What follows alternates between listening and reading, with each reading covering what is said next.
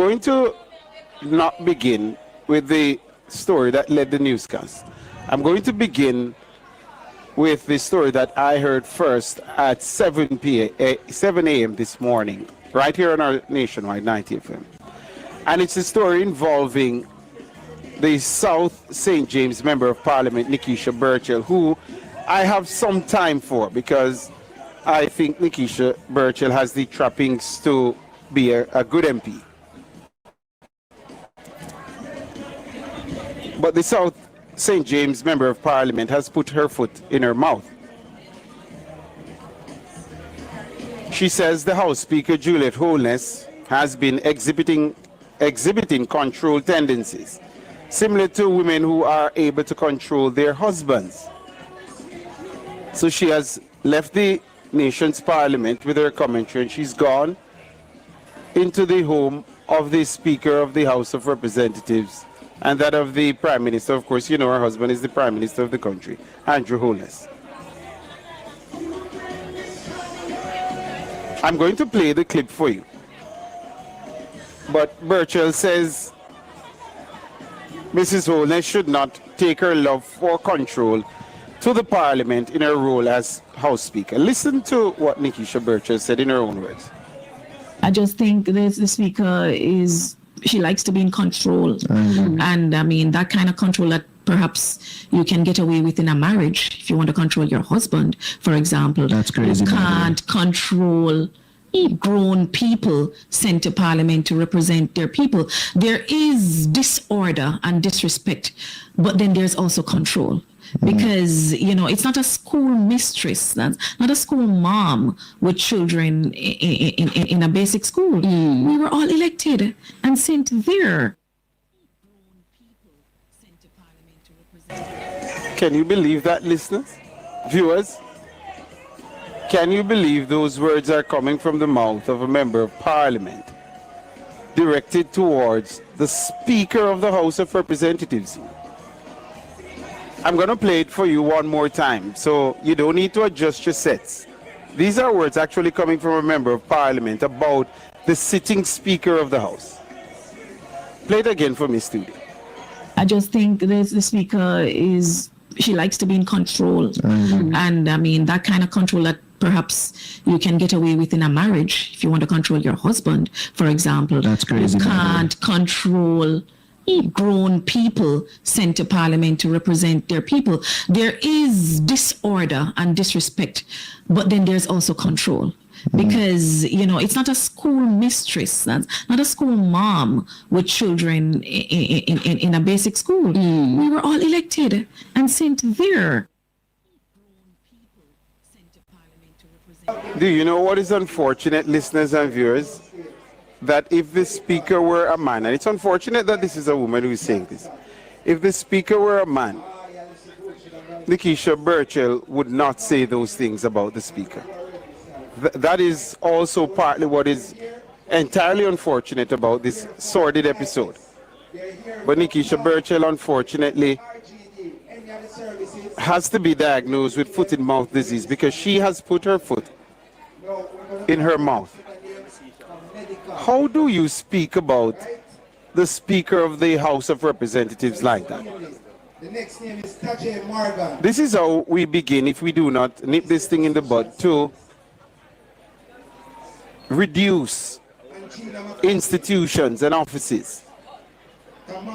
And you know, these mistakes I find, Nora, and listeners and viewers, are very often made on some of these platforms that are meant to be populist, where they want to try to speak to the masses, as it were, a certain demographic grouping. And so they go onto these programs and they say anything at all that comes to their mouths. How did Nickeisha Burchell get into the Speaker's marriage? This is disrespectful. It is shameful, it is classless, and it is vulgar. And Nickeisha Burchell would do well to withdraw and apologize. She would do well to withdraw and apologize. absolutely no reason exists why Nickeisha Burchell should have made those comments about the Speaker of the House. And why? Because the Speaker of the House is enforcing the parliamentary rules for the most part. Juliet Holness recently enforced Parliament's standing orders and cut short Burchell's attempt to begin her sectoral debate presentation in Patois. Burchell criticized Holness during an episode of the podcast called The Fix, which was published this week. She denied calling the House Speaker a yamhead. I was asking for planting materials for my farmers, you know, and I was listing them, but she said I wasn't asking a question. So I was pointing out to her that yam head, when I said it, was actually a question. There was a question mark after the yam head. Yam head. Okay. But she's with that with every member of the opposition. Member.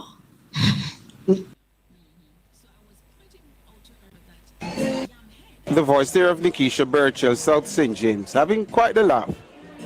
But I have a bit of unsolicited advice for Nickeisha Burchell. And let me look squarely into the camera while I give her this advice. Nickeisha Burchell, come up to the gutter.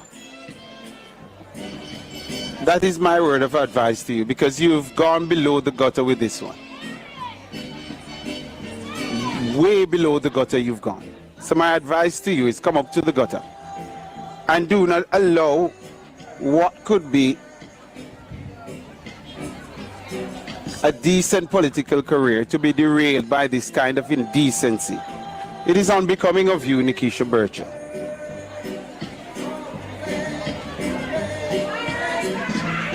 We must not, even if we are not pleased with the office holders, there's a certain respect that we must accord to the office at all times. And this falls below that bar, Nickeisha Burchell. And I do hope that the Nickeisha Burchell will withdraw and apologize with dispatch. This is Cliff Hughes online. Break. Let's take the break now and come back with more. For that massive pay rise that you're now footing. This is the quality of member of parliament that we get. They told us, you know, Nora can correct me if I'm wrong, because she's usually way more accurate than I am. They told us that a part of the reason why you need to increase the pay is because we need to attract better people. And this is what we're getting. Huh? You're listening to that, you would not think that this is a member of parliament. Someone who ought to be referred to as honorable. How did she get into the marriage of the Speaker of the House of Representatives? What could have possessed Nickeisha Burchell for her to believe that these are appropriate remarks for a sitting member of parliament to be making about the sitting Speaker of the House of Representatives? They've taken this campaign to malign the Speaker of the House in a bid to have the Speaker resign or be removed. Down to the gutter. And the People's National Party that Miss Burchell represents should be ashamed. This is unbecoming of the People's National Party and their representatives. You can't be treating with the Speaker of the House of Representatives in that manner. It is disrespectful. And it shouldn't be tolerated. And I'm listening out to hear if the civic society groupings are going to come out and stridently condemn these remarks by Nickeisha Burchell. I'm listening. I didn't get a chance to comment on Nickeisha Burchell's attempt to use the Jamaican dialect in the House of Representatives. I have absolutely no issue with Nickeisha Burchell attempting to do that. And you've heard me say on this program before that I have no issue with dissent. Yes, that's the beauty of a democracy. There is room for dissent. This is not a totalitarian state.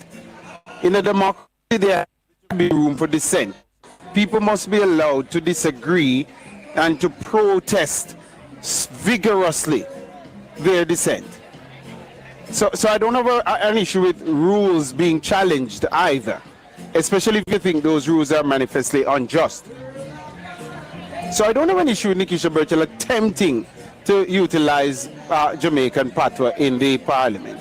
The problem arises with Nickeisha Burchell's attempt to frame the issue thereafter. So she attempts to speak in patois. She knows very well what the standing order says. The standing order doesn't allow it presently. That's a separate debate, and we take that and we table it. She knows the standing order doesn't allow it. The speaker is duty bound to stop her. And now she leaves after the speaker carries out her functions appropriately and is trying to frame the speaker in a manner as if the speaker is doing something wrong, when the speaker is actually carrying out her duty by stopping her in accordance with the standing order. That is what I have a problem with.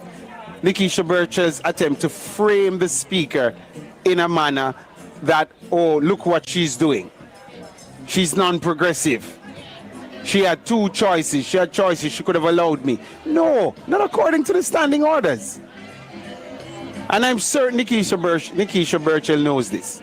So I don't have an issue with her attempting to use the patois. I have an issue with how she attempts to frame the narrative thereafter, disingenuously, I might add, because she knows very well what the standing order is. I'm going to close my remarks this morning by staying in the parliament.